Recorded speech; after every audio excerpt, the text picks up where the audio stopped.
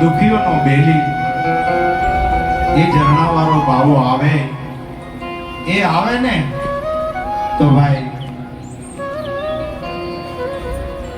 આપણો બેડો પાર.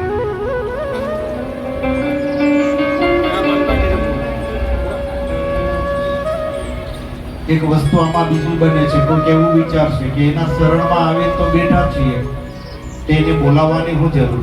ના ભાઈ, એ વાત ખોટી છે. હા,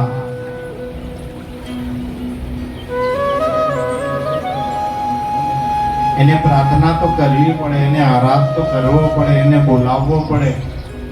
હા, તો એ આવે. બાર જેટલા પણ છે એટલા અવતારે ગાડીઓમાં, હજુ તો આટલા તો ગાડીઓમાં છે. હજુ એ ભાઈઓ તમે જવાબ આપજો. હું એક પ્રશ્ન કરું. મેં કારનો મારા રૂમમાં હતો ને તો મેં ટીવીમાં જોયું એટલા બધા ભગતો જમતા હતા.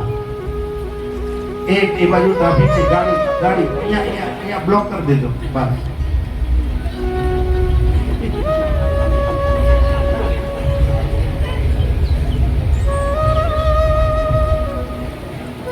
મેં અંદર ટીવીમાં જોયું. મને એમ હતું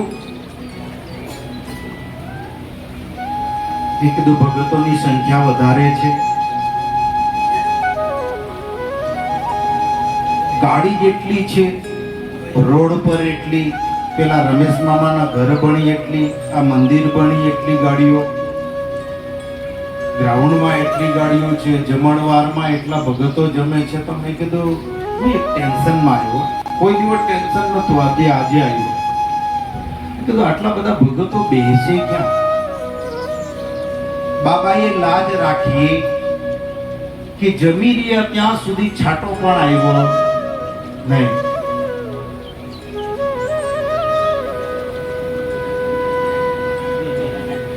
છાંટો નહીં આવ્યો. મેં કીધું મામા આવ્યો.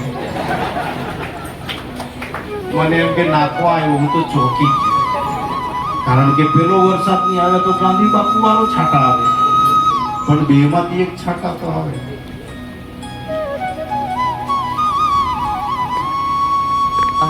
એ આ ગોવિંદરામ બાપુ ખરા, બેહીરામ બાપુ મહારાજ,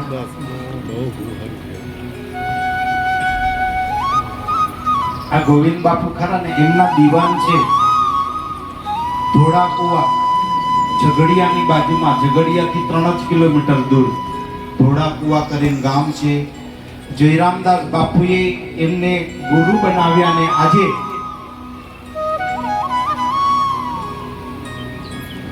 કેટલા વર્ષથી 35 વર્ષથી આ બાપુને ગુરુ બનાવ્યા છે. ગોવિંદરામ બાપુને જયરામદાસ બાપુએ ગુરુ બનાવ્યા. 35 વર્ષ જૂના ગુરુ છે.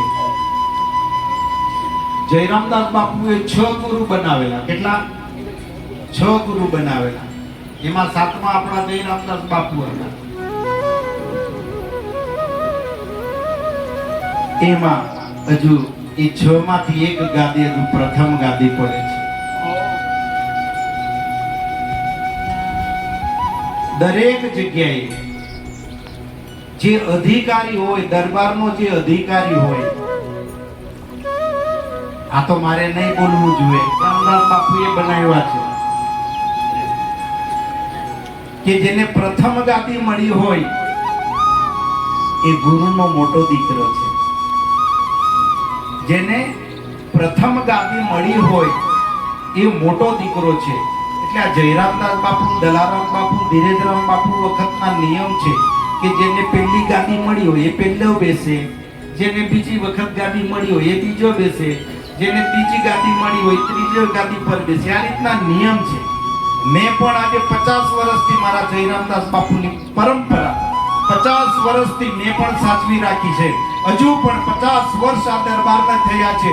આ ગોવિંદરામ બાપુ મારા કરતા મોટા છે તો પ્રથમ ગાદી એની જ પડે છે. મોટી ગાદી એની જ. મારા ભાઈઓ બહેનો, બીજા દરબારોમાં આવું નથી.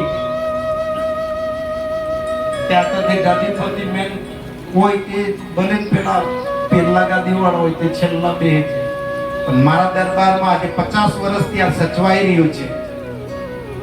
જે રીતના સ્થાન મળ્યું છે, જે રીતના પદવી મળી છે, તે રીતના જ બેઠક હજુ પણ થાય છે આ દરબાર.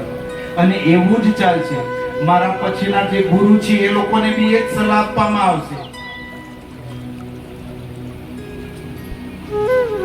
કે જેમ ગાદી મળે છે એ રીતના જ બેસવું.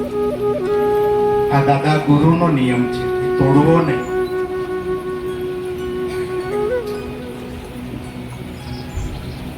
અને દયા મારા ગુરુદેવની. તમને એક વસ્તુનો કદાચ ચમત્કાર જેવો નહીં લાગતો અહીંયા? જેને ચમત્કાર હું કહું, હું ઘરમાં બેઠો બેઠો ટીવીમાં જોતો હતો. મેં કીધું આટલો બધો પબ્લિક, આટલા બધા મારા ભગતો, આટલા બધા મારા આમ પ્રેમી ભક્તો, પ્રેમી પંખીડા મારા હોલમાં આજે જગ્યા થવાની નથી. પણ એ ભાઈ, આ જયરામ બાવાની ગુફા જેટલા આવે તેટલા હમાયાત કરે. નહીં લાગતું તમને? એ ભાઈ હમણાં તમે બહાર નીકળશે પછી જોજો તમને એવો મેળવો દેખાશે. તમે એમ કહેશો કે આ બધા ક્યાં હતા? એ ભાઈ અનુભવ કરજો, તમે અનુભવ કરજો. મેં તો 50 વર્ષથી કરું છું, તમે કરજો. એ ભાઈ એવું નહીં લાગતું કે જેમ આવે તેમ બાબા જગ્યા પોળી કરતા જતા હોય, મોટી કરતા જતા હોય, વધારો કરતા હોય? એવું નથી લાગતું? એવું નથી લાગતું ભાઈ? એ ભાઈ, આ પીરનું ધામ. અહીંયા બે સ્થાન છે. મેં દુનિયામાં ઘણી જગ્યાએ ફર્યો છું. જ્યાં વીર હોય ત્યાં પીરની હોય, અને જ્યાં પીર હોય ત્યાં વીરની હોય. જ્યારે આ જળના ગુરુ દરબારમાં વીર ને પીર બેઉ બિરાજે. એ ભાઈ આ જયરામ સા પીર અને આ વિશ્વરામ વીર, આ વીર ને પીર બેઉ એક સ્થાને બિરાજે.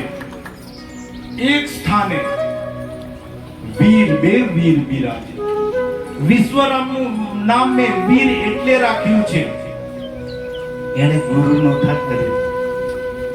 એને ગુરુ નહોતા કર્યા. એ ગુરુનો દીકરો ખરો, પણ એને ગુરુ કર્યા નહોતા. ગુરુની સેવા એને ખૂબ કરી છે, પણ એને ગુરુ કર્યા નહોતા. એટલા માટે એને મેં વીરનું નામ આપ્યું છે. પણ વીરનું નામ આપ્યું છે તો મારા ભાઈઓ બહેનો વીરતા હોય એવી બતાવે છે, શૂરવીરતા બતાવે છે. હા, એ આ બાજુ નહીં કામ થતું તે ત્યાં જઈને કીધું થઈ જાય છે, આસાનીથી કરી દે છે. અને તે એક જ ચચમામાં 20 રૂપિયા વાળો ચચમો. એ ભાઈ એને એટલું જ કહેવાનું, હે વિશ્વરામ, એ મારું માથું દુખે, મટતું થઈ જાય, હું તને એક ચચમો પહેરાશ, મારું માથું મટાડ દે. એ 20 રૂપિયા ચચમા માથું મટી જાય. આ તો માથાની વાત કરી, ભલભલા રોગો મટી જાય, ભલભલા રોગો મટી જાય. એ વિશ્વરામ વીરનો પાવર છે, અને આ પીરનો પાવર.